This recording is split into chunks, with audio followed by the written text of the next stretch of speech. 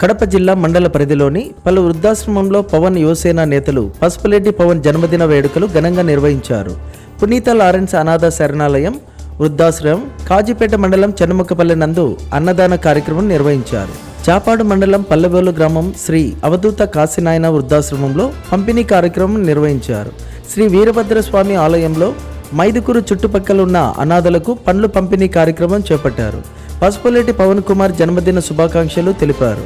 అదేవిధంగా సంపూర్ణ ఆయుర ఆరోగ్యాలతో 100 పుట్టినరోజులు జరుపుకోవాలని, ఉన్నత శిఖరాలను అధిరోధించాలని పాల్గొన్న వారందరూ తమ ఆశాభావం వ్యక్తం చేశారు. ఈ కార్యక్రమంలో పసుపులేటి వినోద్, మధుబాబు, రాజు, రామకృష్ణ, సునీల్, ఇతర కుటుంబ సభ్యులు పాల్గొన్నారు. విషయం ఏంటంటే ఈరోజు పసుపులేటి పవన్ కుమార్కి పుట్టినరోజు అన్నమాట. అంటే ఈరోజు బ్రహ్మయ్య గారు మాజీ మంత్రివర్యులు, ఆయన చనిపోయినారు.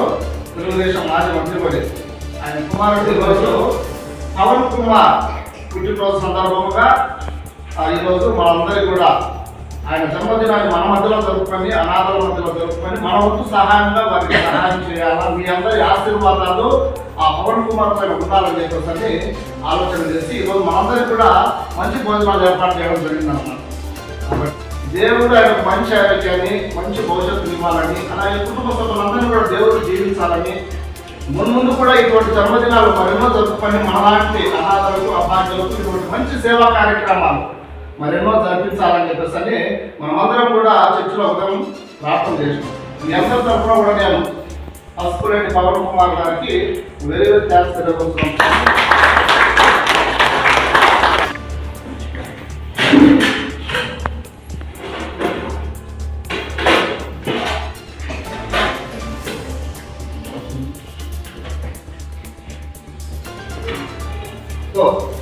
ఈరోజు 2 గంటలు పట్టుకొని ఆయన నిలబడుతున్నాను, ఆయన మొహపడతాం చూద్దాము.